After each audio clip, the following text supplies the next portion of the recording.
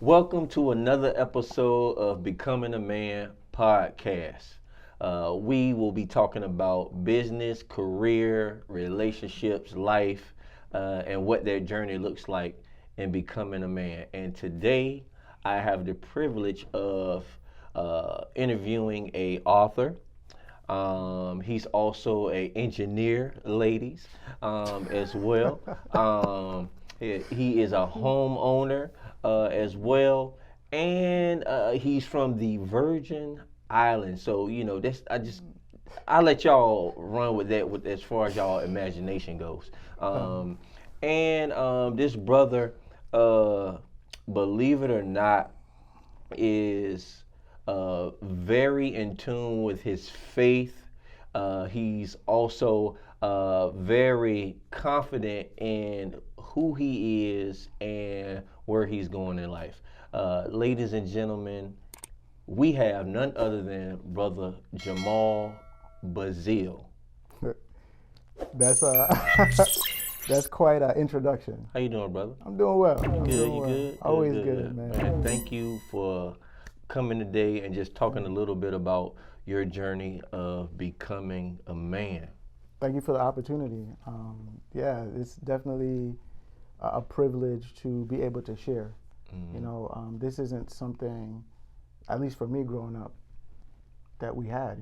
There was nothing to go look at and say, hey, these guys are talking about some stuff that I'm dealing with. We were told never to talk. So I love what you're doing. So Dope. let's jump in it. Single parent home or both parents? Single parent home. All right, raised by a mom or dad? Mom.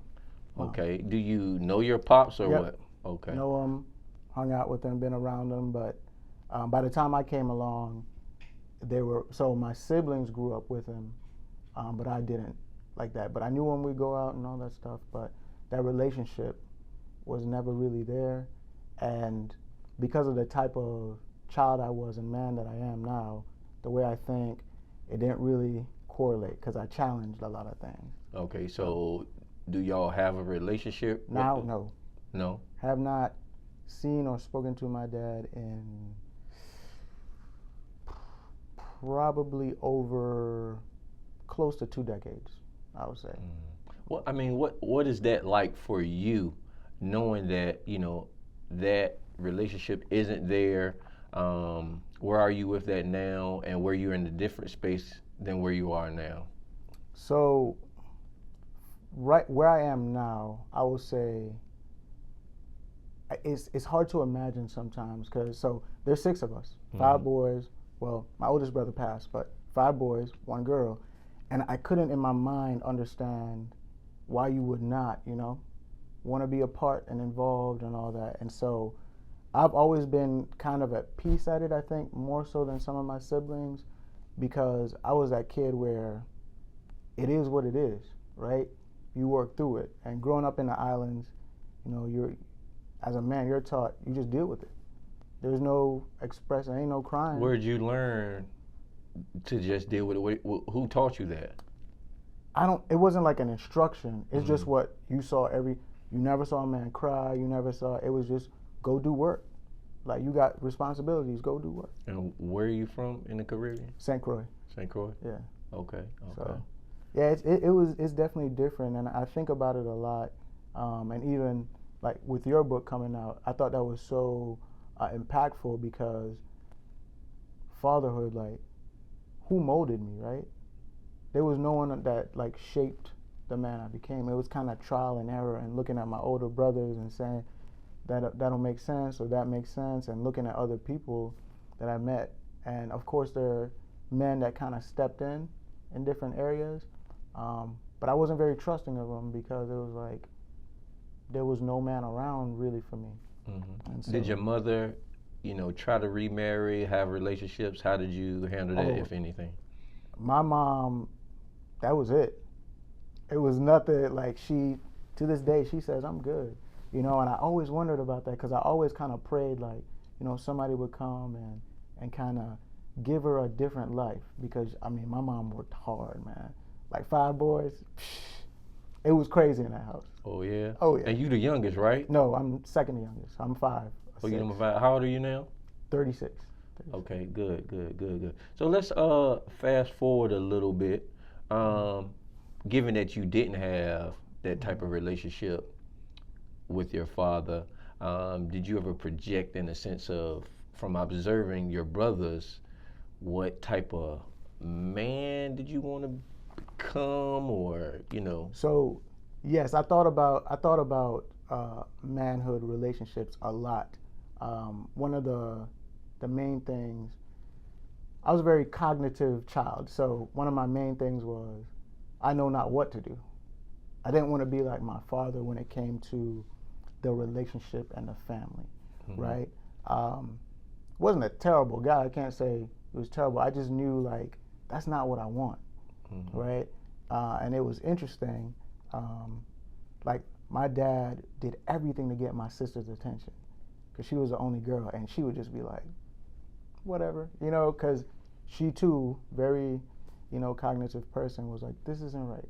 And so for me, I knew I just didn't want to be like that, like have a family and not be a part of that structure and growing and fun times, bad times. So yeah, I can kind of relate because growing up, because my pops wasn't around, yeah. I used to say if there was anything that reminded me of him, because it's not that my father wasn't around from birth, when you came into the world, but my mom and my dad got divorced when I was 12. So pretty much around 12 and after that, my dad eventually wasn't in the house anymore. And for whatever reason, he made the choice to not show up. Yeah. And a lot of the memories that I had about my pops at that particular point of my life, there weren't good memories. Yeah. My pops was drinking a lot and smoking. I didn't necessarily look at it as doing drugs, but of course later on in life, we salvaged our relationship. And we talked about, what was his life like, and he talked about like a lot of the drugs that he took up. But growing up, I literally said to myself, I don't want to be anything like him. Now, if anybody's seen my dad, if he was living today, I look just like him, same build, same size, and everything. And there are certain things about my dad that are similar. I'm similar in a lot of ways, but I did grow up saying, I don't want to be nothing like him. Something you said is definitely triggered something in my brain, where you said just not present, right? And I think a lot of people think, I'll say it this way, there are some people whose dads are there the whole time, but they're still not present. Right. And in my mind, I feel like I'd rather you not be there at all than to be there, but not be there. Makes sense. Not build and grow and invest. And so for my dad, like, from what I can tell, dude was a womanizer, you know what I'm saying? Like, and good looking guy, clearly, you know what I'm saying? And I mean, funny and just good at everything. My dad was good at everything, man. And so my mom will probably kill me for saying this, but they didn't divorce until like, it was maybe like 5 or 6 years ago, like finally divorced. And I'm like, what are y'all doing? Like, my mom is very big on like that marriage is, and I think that's probably why, I can't speak for her, but my mom is like, yo, I'm supposed to do this once. Like, marriage is between man, woman, and God in the middle, right? And that's my, I guess, hypothesis on why she's never really engaged in another relationship. Now, you say your pops was good at a lot of things. This kind of makes me want to kind of transition into knowing you, knowing what your profession is and the different talents that you have. How did you get into engineering and becoming an engineer? So, Mike, I have to correct you on one thing. Because, my mentor, God rest his soul, that you know, right? He said, don't sell yourself short. Okay. You're not just an engineer. I'm a nuclear engineer. So Oh, excuse me. You My know what I'm bad. saying? My bad. I work Let's- hard for that. You know what I'm saying? Let's get it right. You know what I'm saying? I get it. Paper, paper. All right. But yeah, okay. So nuclear engineer. Yeah. Tell me about So, that. so engineering, man. I was a kid, and my favorite thing to this day, one of my favorite toys, Legos, man. That's what started all of this. Legos. So, but this is back in the day when they weren't like pre-made Legos. Those aren't Legos. Those are just toys, puzzles y'all putting together. I'm talking about, the OG Lego box where it's just blocks, right? So I got Legos, and I just like building stuff, and started to upgrade my Legos, where I got the wheels and one of the little RC motors and stuff. So one day I designed a car, put some gears together, and added a C battery on there, or was it the D battery, some wiring, and it moved. I was like, oh snap, that's kind of cool. So I started adding doors and all this other stuff, and my brothers would be like, man, what are you doing? I'm like, yo, man, like I just made a car. So I tried to make a helicopter, and it progressed. And the story goes, because I can't always remember way back, I asked my mom, yo, how can I do this? Like, because this is fun. She was like, you might need to look at something creative like engineering. Mm-hmm. So let me see, I went to the encyclopedia. Remember? Mm-hmm. We didn't have all of them because we weren't rich, but we had the E. You ain't had A through Z? No, we had the E though. Rich people had A through Z. we had You E. was missing a couple letters. Missing a couple, you know what I'm saying? And I looked, man, at engineering, and I read it was like, create, build, and create caught me because, like as you alluded to, I also like to read and write and draw, and so I was like, man, if I can design something, then I can make it, and nothing else. That was it, like locked in, man, and the rest is history. And you end up in college, right? Yeah, boy, college, boy. Ooh, tough. Let's talk about that, because obviously the only way you gonna end up becoming an engineer is you got to go to college. Where did you go? Old Dominion University. Now, I kind of know your story, right, but how can you tell us your journey in college and how long it took? But I'm sure you learned a lot in the journey of eventually graduating. Yeah, so I would say And you still young. Very true, very true. Young whippersnapper, comparatively, but you said journey, and I think a lot of people get caught up in the destination, and it's not about the destination. It's always about the journey, and that sounds cliche, but it's about what happens during the journey, the changing, the purification of yourself, if you allow it, right? You have to be willing. And so for me, high school, athlete in multiple sports, music and advanced classes, all that stuff, right? And so I remember this day clearly. They met with the AP students first because we were like, creme de la creme. I was one of maybe two, black kids in there, and so everybody's going through, and I went in to the counselor, and she was like, so what are you thinking about doing after high school? And for me, I'm like, go to college. Like, that's the thing, right? That's what you do. She was like, well, maybe you should get a job. And I looked at her, and I was like, are you retarded? I straight up asked her, like, you know me. That ain't a good word. You ain't. I was 16, 17. All right, yeah. And so that was like, are you really saying that to me? You can see my translate. And it just blew my mind. And she was like, you can't talk to me. I just stood up and walked away. So there was no help preparing for college. So I was winging it.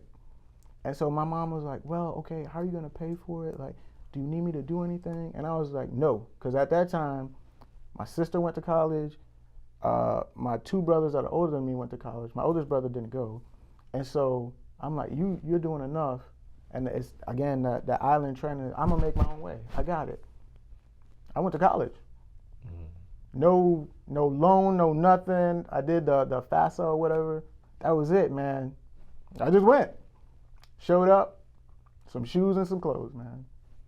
I get that, but let's talk about the getting to the finish line. Ooh, now we man. don't gotta go so far in depth, but Gotcha. Most people, what they say, 4 or 5 years, 4 or 5 years, and then you out. You out.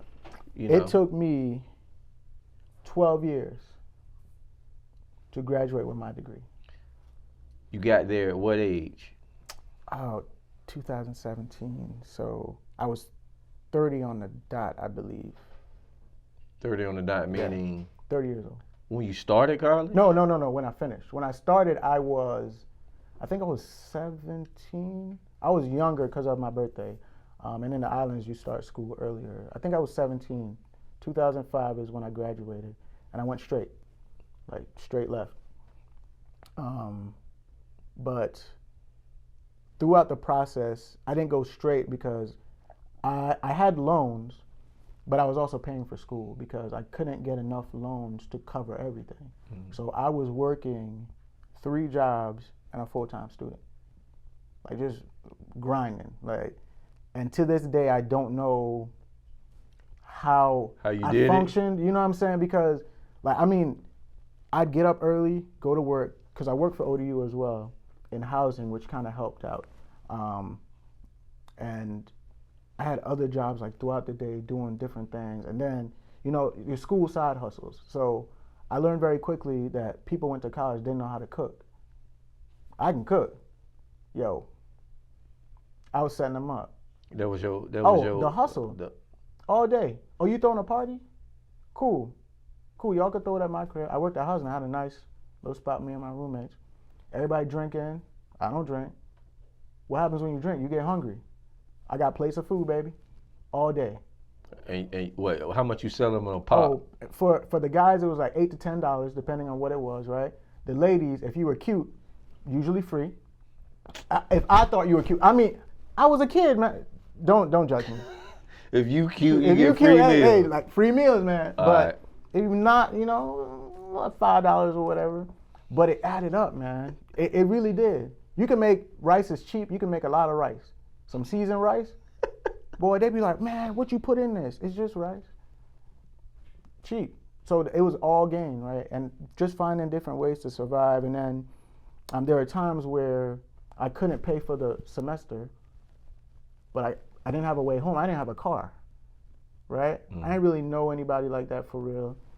So I just stayed during the summer, which still cost money. So I was just working. Couldn't go next semester. So I was just living there. And you shouldn't be able to be on campus and not take a class. But somehow, oh God, man. I stayed there just a summer and a semester without taking class because I couldn't afford the classes. And so that, persisted throughout. Eventually, got in the shipyard and stuff and making a little bit more, but still working full days and full-time student. So nuclear engineer, working 3 jobs. No, this is before engineering.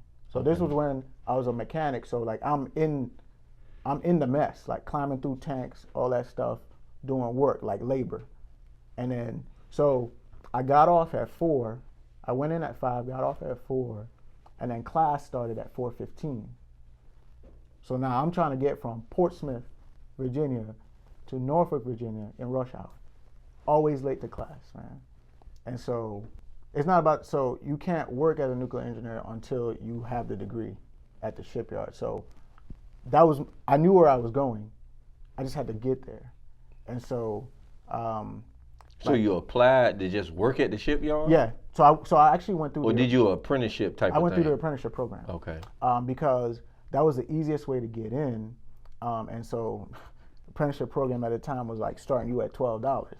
And that was major money for me, right? Because this is so crazy. I was living off of 7-Eleven bread I don't know if y'all know about 7-Eleven bread, right? But That them joint joints brittle. thin. Like, it's thin. You bite into it like it's Disintegrates. disintegrates. Yeah, Right? yeah. And the 75-cent soda, Fanta at that time was like 75 cents. What color? Is it strawberry? The red joints. The strawberry. But for a lot of it, right? Like, that's all I could manage. Like, especially in the summertime when everybody leaves, I'm on campus and it's like a ghost town. Nobody's there. I ain't got no car. I'm walking to 7-Eleven and they'll be like, hey Jay, how you doing? And we're talking. I get my bread and like, you surviving. Like, it was interesting. And then let's add this piece in there too, right? So I'm a type 1 diabetic, as you know. For the majority of the 12 years I was in college, I did not have insulin. Couldn't afford it. So if anybody knows anything about diabetes, you can't go an hour without insulin. So what I would do was I would get what you over the counter, it's called the regular insulin, over the counter, to kind of like get through. Like, I was self-medicating to survive. And it's crazy. I shouldn't have been able, when your blood sugars are off, you can't think straight. Like, the fact that I passed my classes, the ones that I passed, and it's a miracle, bro. I should be dead, like literally should be dead. And it was wild. Professors tried to kick me out of classes, so I had to talk to them like, hey, I'm coming from work. And so they started to work with me and stuff, but never had a textbook, couldn't afford it. Engineering textbook, I think engineering and nursing has the most expensive textbooks, $500 a pop. I can't give you $500. But somehow, Listen, through it all, 12 years, what lessons did you learn, in the midst of all that? Like, did you feel like it really made you a man? Did you feel like, yo, I'm out here? So it's crazy. My mentality was, I'm already a man. I was on my own. I needed to make a way. And I had this vision, right? I had people in church telling me, man, you wasting your time. Like, you could be doing this, you could be working, you could be, and I'm like, why is it this or that? Why can't it be this and that, right? Like, who are you to tell me I can't do this, right? And they meant well. They saw the struggle, well, the people that knew about it, because, you saw me in church, I was involved, I was chilling, because in my mind, that wasn't hard. I grew up hard. I grew up in the islands, so there were times we didn't have food. This was regular, this was just life. Making it through, man, and a lot of God, man. So I learned very quickly, like, how people say, God ain't real and God is real. Like, I am a living miracle. Living miracle, man. Crazy. What was that day like to actually walk across the stage and, get that degree? Man, I was acting a fool. So they gave us all these rules about the cap and gown or whatever, man. I attached my USVI flag on it. I got a picture and a video of it somewhere onto my hat, because I need you to know where I'm from, right? Man, and I rigged the lighting up my suit. Man, that thing was blinding lights. Every time I hit the button, it was just like, walking across was, I stopped and I was like, thank you, God. Like, I did it, but I didn't do it. It was all glory to God, right? And so it was like this weight came off. Like, all the struggle, all the toiling, it was like, whew. And I almost didn't graduate. Why? So I got to the point, man, where I was like, I'm done with school. I'm not doing this anymore. Because I failed some classes and you got to retake them and stuff. And engineering failed. Like, if you don't get a C+ or better, it's a fail. There was this one class, for any of the engineers listening to this, thermodynamics. That's the class, like, it weeded out. The wheat from the straw. The wheat from the straw, boy. Thermodynamics. We had a class in college. It was law in my major. It was, it was about the law of media, and we had this professor. His name was Dr. Tickman, and it was like, yo, if you didn't pass this class, you not graduating. So my professor was well, I can't remember his first name, but Professor Ibrahim. Strong Egyptian accent, man. And this dude, no mercy, no grace. They weren't, no curve. He didn't curve nothing. Nothing. He made his turns like straight up Tron, like no curve, bro. Mm-hmm. And so I took thermodynamics 4 times. Do you know how debilitating that is? Like sure. When you try and like, and here's how, all 3 times I failed thermo, C-, 1 point. And I'm sitting there like, so just, you know how you talk about having a relationship with God? Mm-hmm. Oh, I had a straight up, because I'm like, yo, what are you doing? Like, I'm putting in the work, like, what do you want? I'm like yelling at God. Like, you tripping. Like, I was like, God, you are tripping. These cats out here partying, drinking. First of all, I don't even have time to do that. I'm in here reading my word, I'm studying, I'm praying, like worship music. You know what I'm saying? Like, I'm doing what I'm supposed to be doing, and I'm still failing. And one of the things that I learned from that was that it doesn't matter how good you think you are. We are all subject to God's grace. You could be the smartest person in the world. If you think that, and if you hang your hat on that, God will take that from you. Thermodynamics broke me, bro. The 4th time I was in that joint like this, like, man, I don't even care. You can't move on. In engineering, you can't move on until you pass certain classes. You can't say, yeah, I'm gonna come back. No. Would you end up, I mean, obviously you passed. So bro, would you pass the with? 4th time I took that joint, B+, Mr. A by 1 point. And it was so crazy because, I mean, did you and him end up having was he the person that always taught it? He's the only one.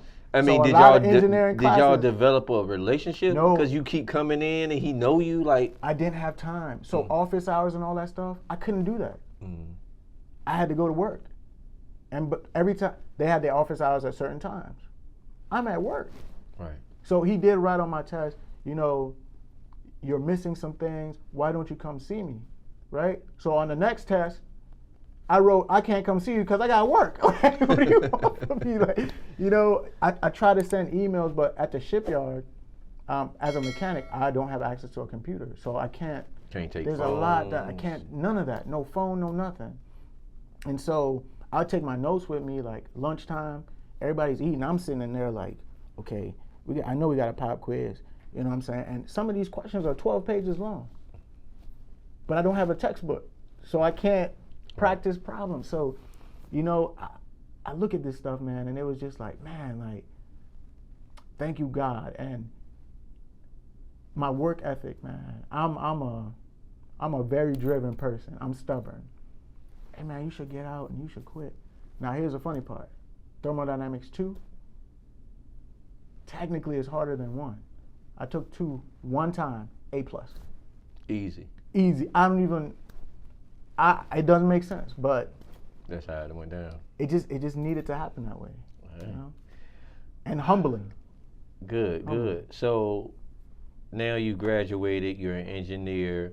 In the midst of all this, you ever had time for relationships, you know, dealing with women? What? Nah, man, you always had time for relationships, but I didn't have time. My mind I was zeroed in on one thing. I gotta get this degree. Mm-hmm. I gotta complete this thing because this is what I wanted to do. Mm-hmm. And there's a lot of other things I could have done, right? I'm a very gifted artist. I could have gone to art. I had a couple of scholarships offered to me for that, but I like solving problems. Cool. I could have writing. There's a lot I could have done, but this was my purpose, man. This was my mission, and so. But there were quite a few. As I'm gonna quote Mike Wilkins, there were quite a few babies. You know what I'm saying? Quite a few babies, hey, man. I don't know who know that out here in the internet world, but yeah. I mean, it's college, man. And there was a lot, and And the thing about me, what made it really hard, I wrestled because, I'm trying to live this godly life, right? But people talk about live a godly life. They don't really talk about purity with men. Mm-hmm. They only talk about it with women. And so not only do they not talk about it with men, I'm talking to the church right now, nobody shows you how to practically live that out, right? And on my, especially when I lived in the village at OU, for some reason I was on a floor, like my whole hallway was all women. We were the only guy dorm, and it was the quad, so it was like 4 people in the same, and these women walking outside just, booty cheeks hanging, like, and I'm sitting here like, God, I can't. And I had that room, right? So we had all the entertainment. What you mean that room? That TV, big TV. Y'all had all the amenities that, any college person would like. Any college baby. But here's the any CB. Here's the here's the additional the coup d'etat of it all, right? Your boy can cook. Yeah, you talked about that earlier. So they come up the stairs. We were right at the stairs. You smell that food. Hey, Jay, what you cooking? Oh, just a little something. Because at this point, things were getting a little better. I had roommates. So the deal was, they buy the groceries. I got you. I cook for everybody. Man, joints would come in there for plates. Now they're sitting there and talking and eating and music. And I'm sitting there like, yeah, this is good. But I had this wrestle because I was like, man, these chicks ain't living right. I don't even want to put myself in this situation, Because me, I'm 100%. Like, whatever I do, I'm going 100%. Like, I can't, I walk the line sometimes, but, like, God would always grab me because it was like, yo, you got more. You got more. You got more. But so college was crazy. This is eventually going to get to why you're here today to also discuss, your book and becoming an author, a nuclear engineer who's also an author. But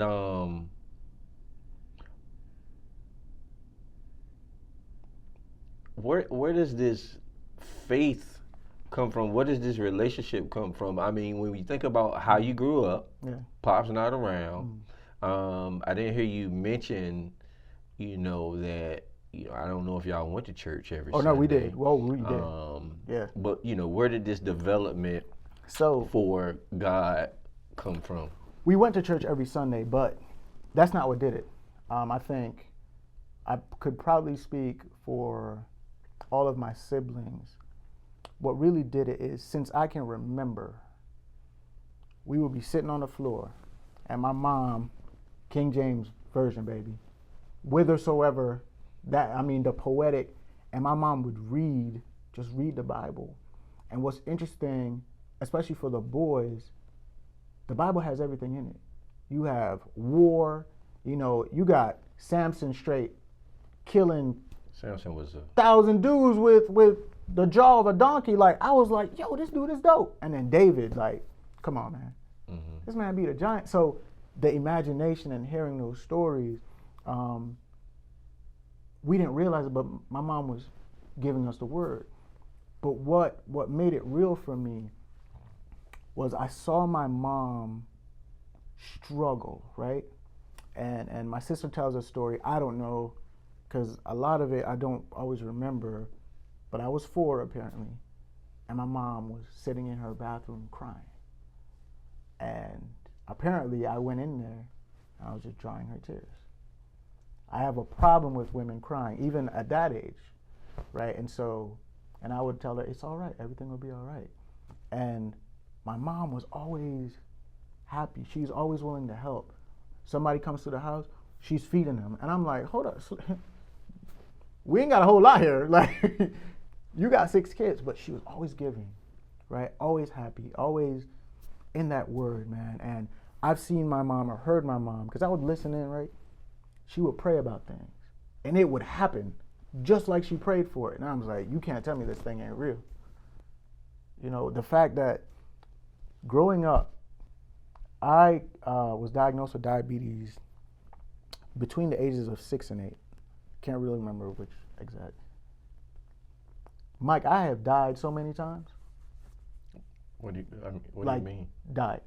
Diabetic comas, my blood sugar would drop so low, everything stops. I was a problem for my mom because my body was just doing so much stuff and diabetes was destroying me, man. I lost weight, me. I've never been a big guy. I was so skinny, my mom had to take me to the hospital. She was like, something is wrong, you're losing weight. When they took me in, they took my blood to test. The machine at the time could read up to 2,000, right? The machine said high. Mm-hmm. I was off the charts. I should not be alive, you know, and the fact that I came through all of that, and I'm always assessing, as you know, very analytical. And I'm like, my mom has 6 kids, like, and she stayed with us. My mom stopped going to college for herself. She stopped everything to make sure we were good. And I looked at, you know, friends growing up in the islands and stuff, where their parents were like, I'm gonna live my life, I'm gonna do my thing. My mom, no joke, like 5 boys, man, you know, we didn't get beatings. My mom would straight punch us. Because by the time I'm like 7 or 8, my mom is a little bitty thing. I'm like, who you talking to? Mop, mop. You wake up the next day, won't do that again, you know? That's interesting that you say that too. My mom didn't graduate from high school. As far as my immediate family, I'm the first one to go to college. My mom used to work like 2 to 3 jobs all the time. We were even homeless when I was roughly about, you know, between 12 and 13. So even experiencing that and, you know, like watching my mom, you know, go through that struggle. And so I can relate to like, you know, watching my mom. And my mom's side of the family, and the reason I asked you about the faith and all of that, my mom's side of the family, now, of course it was different when I was younger, you know, brothers and sisters, you know, out in the street, you know, doing whatever.